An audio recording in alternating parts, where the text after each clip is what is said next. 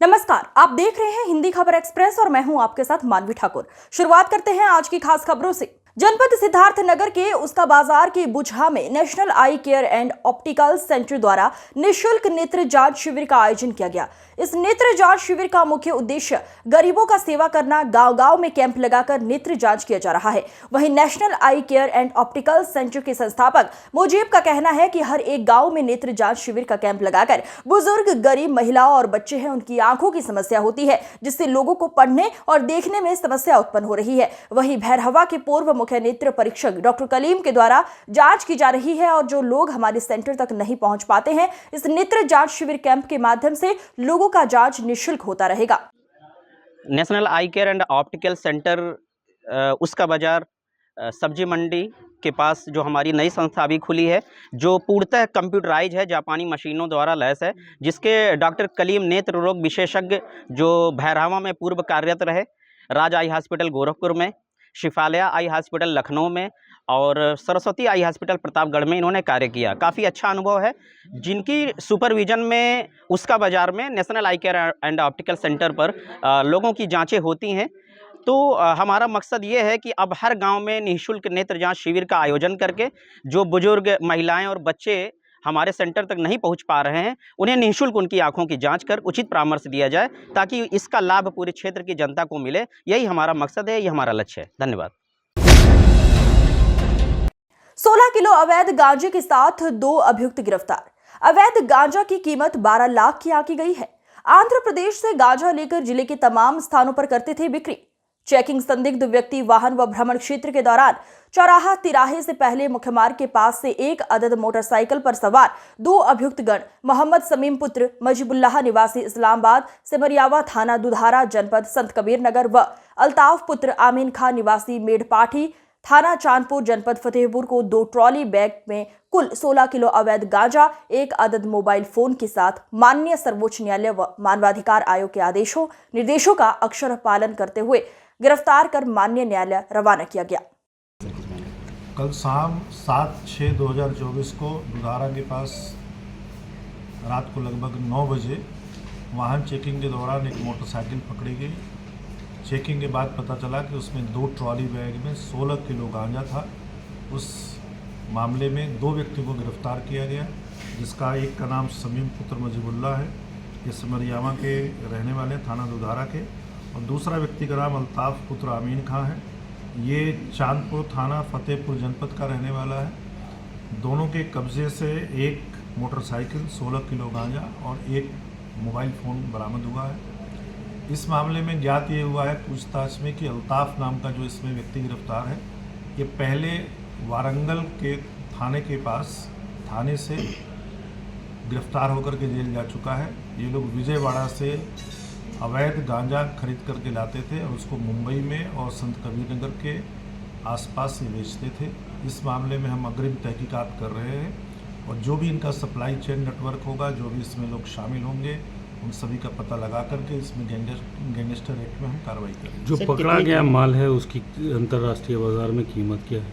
अभी जो हम लोग मोटे तौर पे कीमत लगा पा रहे हैं 10-12 लाख रुपए की इसकी कीमत है। और इसमें जो ये पूरा सप्लाई चेन है इनका, कभी ये छोटी पुड़िया बेचते हैं तो ज़्यादा लाभ हो जाता है, थोक में सप्लाई कम करते हैं तो कम होता है। इनका सर कोई गैंग भी है? अभी प्रारंभिक अवस्था में जांच है, जैसे जांच आगे बढ़ेगी तो हम इसमें गैंग का भी पता लगाएंगे और गैंगस्टर एक्ट की कार्रवाई हम इसमें करेंगे।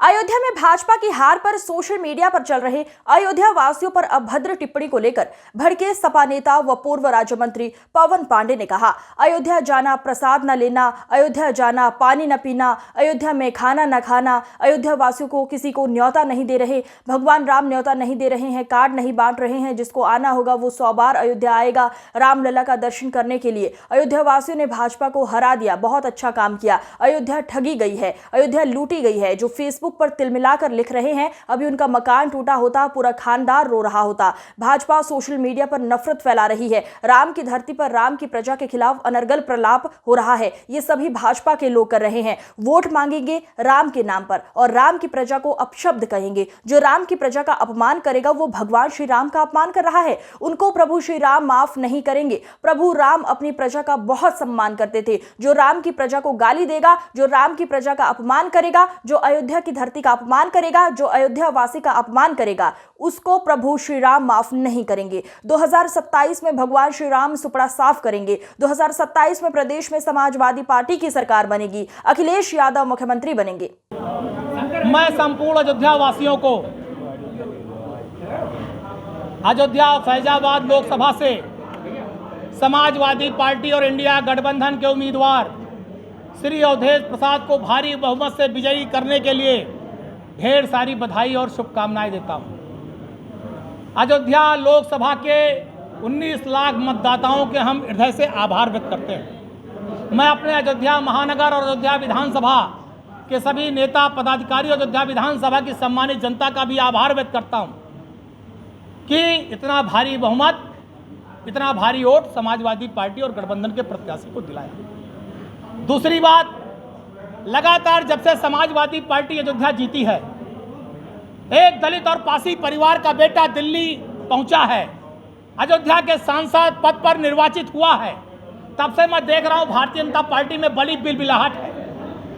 पूरी भाजपा के जो नेता हैं, जिन्होंने अयोध्या के मर्म और दर्द को नहीं जाना, यहाँ के किसानों की जब जमीन ली जा रही थी, प्रशासन और भाजपा गुंडाई करके उनकी एयरपोर्ट के नाम पर जमीन लिखा रहे थे और जितना उत्पीड़न कर रहे थे, कई महीनों उन्होंने प्रदर्शन किया किसानों ने, सड़क पर बैठकर, तहसील पर, डीएम आवास पर, सरजू नदी पर। तब भाजपा का कोई नेता माइक्रोस्कोप से दिखाई नहीं पड़ा था उनके दर्द को समझने के लिए।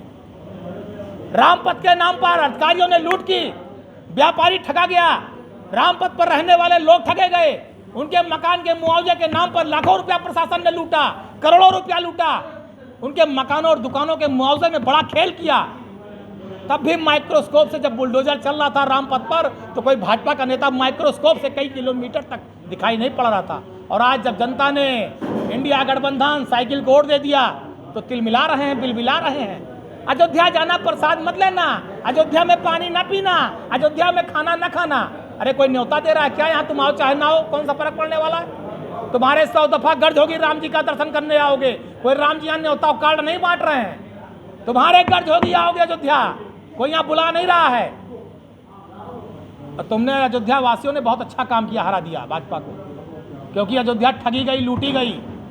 ये जो बाहर तिलमिलाओ बिलबिला रहे, लिख रहे हैं फेसबुक पे, अभी इनका मकान गया होता तो पूरा खानदान रो रहे होते। और जब दूसरे का मकान दुकान गया, ये वही हाल है कि मेरे घर में कप्तान और डीएम पैदा हो और दूसरे घर में सेना में जाने वाला फौजी पैदा हो। ये अपने घर में फौजी नहीं चाहते, अपने घर में डीएम कप्तान चाहते हैं और दूसरे का बेटा फौजी बन जाए चाहते हैं। वही भाजपाइयों का हाल है। तो आज जो ठगे गए थे अयोध्या के लोग, लूटे गए थे, उसका बदला अयोध्या वासियों ने लिया है। जो अपमानित किया भाजपा ने, अयोध्या में लोग आ जा नहीं सकते, गाड़ी चेकिंग के नाम पे। पर्यावरण संरक्षण के लिए शासन प्रशासन हर स्तर का प्रयास कर रहा है। कई वर्षों से पौधारोपण अभियान चलाकर करोड़ों रुपए खर्च किए जा रहे हैं, पर कुछ चुनिंदा स्थानीय जिम्मेदारों की अनदेखी से वन माफिया हरे भरे पेड़ों पर इलेक्ट्रॉनिक आरा चलाकर हरियाली को नष्ट करने में जुटे हुए हैं। स्थानीय ग्रामीणों के अनुसार रविवार को कोतवाली, बेनीगंज एवं वन रेंज कछौना के क्षेत्र कोथावा अंतर्गत रामपुर गाँव में दक्षिण पश्चिम की ओर प्रतापपुर मार्ग किनारे लकड़ी ठेकेदारों ने एक विशाल हरे भरे जामुन के पेड़ को काट दिया, जो भीषण तपती गर्मी में कौतूहल का विषय बना रहा। मौके पर पहुंचे गांव के लोग फलदार वृक्ष बताकर न काटने की बात कहते हुए बोले, हमारे बच्चे यहां जामुन खाकर गर्मियों में आराम किया करते थे, क्या ऐसी गर्मी में भी पेड़ काटे जा रहे हैं? वहीं उपरोक्त मामले संबंधी वन क्षेत्राधिकारी कछौना विनय कुमार सिंह से फोन पर वार्ता की गई तो उन्होंने बताया कि उपरोक्त जामुन के पेड़ को काटे जाने का कोई विभागीय आदेश व परमिशन नहीं था। बीट प्रभारी व वन दरोगा को तत्काल भेजकर जांच के अनुसार विभागीय कड़ी कार्यवाही की जाएगी। ये वन रेंज कछौना के कोतवाली बेनीगंज अंतर्गत बराबर अवैध कटान हो रहा है, ये कैसे रुकेगा? इस पे कैसे लगाम लगेगी? इसको रोकने के लिए हमारी प्राथमिकता है कि लगातार गश्त की जाए और जहाँ पर भी अवैध कटान हो रहा हो तुरंत पहुँचा जाए और जो उसमें संलिप्त हैं उनके खिलाफ, चाहे भले ही हमारे विभागीय लोग हों या बाहर के, हमने कभी किसी को बख्शा नहीं है, उनके खिलाफ़ कठोर कार्रवाई की है, आगे भी जारी रहेगी। और मैं खुद रात में या दिन में जब भी मौका मिलता है, मैं क्षेत्र में ज़्यादातर अपना समय व्यतीत करता हूँ, ताकि इस तरीके की चीज़ें ना हों, और आगे भी जारी रहेगा। लेकिन सर ये आप कई बार कह चुके हैं, अब तक बराबर सूचनाएं मिलती रहती हैं जी। कि पेड़ काटे गए, पेड़ काटे गए, कहीं न कहीं पर्यावरण के साथ में समझौता हो रहा है, ऐसा प्रतीत होता है। कैसे ये सही हो पाएगा? अ, कहीं न कहीं कोई एक सिंडिकेट टाइप का काम कर रहा है, एक गठजोड़ टाइप का, जिसके अंतर्गत मिले होते हैं जो मैं नाम नहीं लेना चाहूँगा किसी का, लेकिन है बहुत ही ऑर्गेनाइज़ तरीके से काम होता है। तो उसमें एक चैलेंज है हमारे सामने, फिर भी मैंने कोशिश किया है, लगातार जारी है, और मैं एक दिन अपनी कोशिश में कामयाब होके रहूँगा, और एक दिन आएगा जब बिल्कुल अवैध कटान नहीं होगा, कोई भी इल्लीगल चीज़ें नहीं होंगी। सर क्या लगता है कि बिल्कुल रोक देंगे या फिर कहीं न कहीं आप कहाँ तक दौड़ेंगे, कहाँ तक प्रयास करेंगे एक रेंजर होने के नाते? एक रेंजर होने के नाते हमारे जो दायित्व हैं वो उनका पूरी तरीके से निर्वहन करता हूँ अपने कर्तव्यों का। अवैध कटान की बात करें या जो भी इल्लीगल चीज़ें होती हैं हमारी रेंज में, उनके लिए सबसे पहले जिम्मेदारी बनती है जो क्षेत्र के लोग हैं, जिनका सेक्शन है, जिनकी बीट है। वो लोग अगर सतर्क रहें, बराबर अलर्ट रहें और मौके पर जाएं, जो ये ठेकेदार लोग हैं जो अवैध कटान करते हैं, इनके खिलाफ़ अगर कड़ी कार्रवाई होती रहे, तो मुझे नहीं लगता कि ज़्यादा समय लगेगा, और इन पे लगाम लग सकता है बहुत जल्दी ही। पूरी तरह एक-एक पेड़ के पास तो हम नहीं बैठ सकते हैं, लेकिन हाँ, ये कह सकते हैं कि कोई बड़े बाग या बहुत ज़्यादा संख्या में पेड़ों का कटान नहीं होने पाएगा, इस बात की गारंटी देते हैं। सर और भी ग्रामीणों के आरोप रहते हैं कि पेड़ अधिक कटते हैं और जुर्माना कम पैसे का होता है, जी। ये क्या प्रोसेस? नहीं, ऐसा बिल्कुल नहीं है। जुर्माना ही तो है जो उनकी लकड़कट्टों की कमर तोड़ देता है। हमारे यहाँ जुर्माना लगता है, और पेड़ के हिसाब से जुर्माना लगता है, प्रति पेड़ के हिसाब से। पेड़ चाहे पतला हो या चाहे जितना मोटा हो, जुर्माना हम लोग वसूलते हैं उनसे, उनकी रसीद उनको दी जाती है।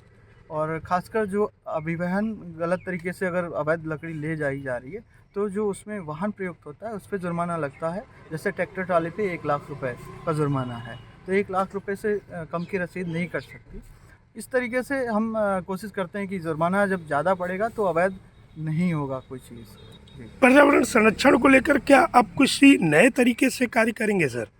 पर्यावरण संरक्षण के लिए हमें ज़रूरी है कि पेड़ लगाए जाएं। पहले तो पेड़ लगाए जाएं, और पेड़ों को बचाना बहुत ज़रूरी है। पेड़ लगाने से ज़्यादा ज़रूरी पेड़ बचाना भी है। हम भले ही 10 पेड़ लगाएं, लेकिन उनको बचाएं और वो सर्वाइव करें। तो सर्वाइवल पे ज़्यादा जोर है हमारा। अयोध्या के लक्ष्मण घाट वार्ड से सपा की पार्षद प्रिया शुक्ला व प्रतिनिधि महेंद्र शुक्ला ने नगर निगम महापौर गिरीशपति त्रिपाठी पर लगाया आरोप। कहा महापौर 60 वार्ड के नहीं सिर्फ बीजेपी पार्षदों के वार्ड पर देते हैं ध्यान। बताया महापौर को झूठा स्टंट। दीपोत्सव और महापौर के घर के सामने के वार्ड लक्ष्मण वार्ड में गर्मी के समय में पड़ा है जल का आकार। वार्ड में नहीं है नगर निगम की जल की व्यवस्था। लक्ष्मण घाट वार्ड की समस्या को लेकर लगातार 1 साल से अवगत कराने के बावजूद जलकल विभाग, जेईई, महापौर, नगर आयुक्त नहीं लिया संज्ञान। 1 साल से मुख्यमंत्री पोर्टल पर भी कराया गया अवगत। जनता भीषण गर्मी में किसी तरह जल की व्यवस्था करने पर मजबूर। नगर निगम टैक्स तो पूरा लेता है पर संशोधन कुछ नहीं देता। वार्ड की समस्या की नासुनी के कारण जिलाधिकारी को कराया गया अवगत। वहीं प्रजापति मंदिर के महंत श्रीपाल दास ने बताया कि जल भराव की भी समस्या हमारे वार्ड में बहुत ज्यादा है। सड़कें टूटी हुई हैं, सड़कें ऊंची कर दी गई हैं, मंदिर नीचे हो गया है। अभी कुछ ही दिनों में बारिश होगी तो मंदिर में ही सारा पानी नाले का भरता रहे। जलपियाओं की समस्या बहुत कम है। हम लोगों ने कई बार मेयर साहब से इस बारे में इस समस्या से अवगत कराया, लेकिन वो इसको गंभीरता से न लेकर टालने का कार्य करते हैं। हम लोगों ने मजबूर होकर के अपने वार्ड के पार्षद से शिकायत की और उन्होंने इस समस्या को लेकर जिलाधिकारी को भी अवगत कराया है। हमारी मांग है कि जल्द से जल्द समस्या का समाधान किया जाए। समस्या हर वार्डों की समस्या जो है बनी हुई है। आने वाले समय में अगर बारिश हो जा रही है तो ऐसा कहीं नहीं कि जहाँ जल भराव ना हो। निकासी की कोई सुविधा नहीं है। लाइट बिजली की भी कोई मतलब जो है कोई निदान नहीं है। आए दिन 24 घंटे में लाइट चाहे रात और चाहे दिन वो करता रहता है। अब पानी नहीं आ रहा, क्या कह रहे हैं? पानी आता भी है, नहीं भी आता है। कहीं डैमेज हो गया, कहीं फट गया तो पानी नहीं आ रहा है। पानी 24 48 घंटा बीत जाते नहीं आता है। और कभी तो बन जाता तो थोड़ा मोड़ा पानी आने लगता है, आता है और नहीं भी आता। जो मेला का आपने बात किया, तो मेला के बाद तब से कोरोना काल चला और इनकी सरकार में समस्या ये हो कि मेला अभी आज कोरोना काल से लेकर के आज तक कि मेला इन्होंने होने नहीं दिया और मेला हुआ भी नहीं। अब मेला क्यों नहीं हुआ, अब ये राज्य सरकार से पूछा जाए या प्रशासन से पूछा जाए कि भाई मेला अयोध्या का मेला, अयोध्या साल में 4 मेला लगते हैं और चारों मेला में बाधित क्यों हो जाता है, क्योंकि यहाँ 1100 मंदिर रजिस्टर्ड हैं और 1100 मंदिर का रोजी रोटी जो है वो मेला से ही मतलब जो है आधा छमाही मेला से ही चलता है। अब मेला नहीं होगा, जैसे नवमी ले लीजिए, नवमी में एक आदमी भी नहीं आए तो 1100 मंदिरों की क्या दशा होगी कि वो आते हैं तो कम से कम 3 महीने के खुराकी उनके यहाँ जुट जाता है और 3 महीना बैठे खाते हैं। हर मेला का ही निदान है, तो मेला नहीं होगा तो मंदिर वाले कैसे अपना जो मंदिर चलाएंगे या बाहर कैसे जाएंगे, ये सब सारी समस्या जो है। इस वार्ड में लक्ष्मण घाट वार्ड है और लक्ष्मण घाट वार्ड में जो है सबसे बड़ी विकराल समस्या हमारे यहाँ जल का है। माननीय मुख्यमंत्री हमारे यहाँ दीपोत्सव करते हैं, बस जो भी कार्यक्रम होता है केवल रामपटी तक सीमित रह जाता है, बाकी सरकार की जो भी सुविधाएं हैं वो हमारे वार्ड तक नहीं पहुँच पा रही हैं। लगातार चूँकि मैं समाजवादी पार्टी से पूर्व पार्षद में रह चुका हूँ, मेरी धर्मपत्नी जी वर्तमान पार्षद हैं और लगातार जो है इसी कारण लगातार जो है सरकार द्वारा भेदभाव भी किया जाता है। माननीय महापौर जी से हमने कई बार कहा कि वार्ड में कई विकट समस्याएं हैं, जल की समस्याएं हैं। लगभग 150 घरों में हमारे यहाँ 3 ट्यूबवेल होते हुए भी हमारा पानी नहीं आ रहा है। मैंने महापौर जी से कहा, नगर आयुक्त साहब से कहा, जेईई साहब से लगातार कहता ही रहा हूँ, डे बाई डे उनको फ़ोन करता हूँ और जनसुनवाई के माध्यम से भी हमने जो है कई बार शिकायत की थी, उस पर उन्होंने फर्जी रिपोर्ट लगा दी है। महापौर जी के पास आते समय नहीं मिला 1 साल में कि मेरे साथ वो समस्या का निरीक्षण कर लें या उसका निस्तारण करा दें। इन्हीं सब को लेकर के मैं लगातार संघर्ष कर रहा हूँ। सरकार द्वारा कोई सुविधा नहीं मिल रही है। पानी के लिए बहुत विकराल समस्या है हमारे यहाँ। प्रचंड गर्मी का समय चल रहा है और इसमें हमारे वार्ड में 3 ट्यूबवेल होते हुए भी हमारे वार्ड में लोगों के यहाँ नगर निगम का जलकल का पानी नहीं आता है। ये अभी बारिश हो रही है, एक बार छोटा सा कम बारिश हुई है, फिर होने वाली है। बहुत सारी गलियाँ हैं जो मेन रोड से जा कर के जाए, जैसे रामपड़ी है उसको ले जाके उसके जो सड़कें बनी उसको पाट दिया गया और सारी गलियों का निकासी का बंद कर दिया गया है। और हमारे यहाँ एक गोला बाज़ार पे रामबल शरण जी के पीछे है, वहाँ भी जल भराव होता है। इन सब के लिए भी नगर निगम कोई काम शुरू नहीं किया। मैंने लगता है कि अब वो कर पाएंगे या करेंगे। कब से आप देखिए, माननीय महापौर जी जब से चुनाव हुआ और जब से समस्याएं हुई हमारे यहाँ, जब से रामपा चौड़ीकरण का कार्य शुरू किया गया, तब से मेन लाइन से जुड़े जितने भी हमारे क्षेत्र के थे वो बाधित हुए। उसके बाद फिर हमारे यहाँ जो 3 ट्यूबवेल हैं, उसके बाद कई सप्लाई ऐसे हैं जो पाइपलाइन जो डेड हो गई हैं, वो जब डैमेज हुए लगभग ऐसे महापौर जी को अवगत कराते हुए लगभग 6-7 महीने हो गए हमें, लेकिन वो इग्नोर करते हैं। क्या कहते हैं? वो केवल बस मुँह हिला देते हैं कि हाँ ठीक है, हो जाएगा। बाकी उन्होंने कभी अधिकारियों को बुला के नहीं कहा कि इनकी समस्या पानी की आखिर समस्या है क्यों। कभी उन्होंने पूछा नहीं कि जब वार्ड में 3-3 ट्यूबवेल हैं, एक वार्ड में अगर 1 ट्यूबवेल होता है तो भरपूर पानी एक वार्ड में, हमारे यहाँ 3 ट्यूबवेल। और जो जिस तरह से भेदभाव कर रहे हैं, इसी तरह से अभी अयोध्या की जनता ने रिजल्ट भी दिया है। जो वर्तमान इसके पहले जो पूर्व सांसद जी थे लल्लू सिंह जी, उनकी भी यही रवैया थी। चौड़ीकरण को लेकर के कई बार व्यापारी लोग उनके पास गए, उन्होंने कहा कि जो है हमारी समस्याओं को सुनिए, निस्तारण कीजिए। उन्होंने कहा जाओ 10,000 वोट नहीं देंगे तो क्या होगा। अंत में वो हार गए। इसी तरह से महापौर जी भी इग्नोर कर रहे हैं, जनता की समस्याओं को सुन नहीं रहे हैं और जनता भविष्य में इनका भी जवाब दे सकती है। आज की खबरों में बस इतना ही। देखते रहिए हिंदी खबर एक्सप्रेस। नमस्कार।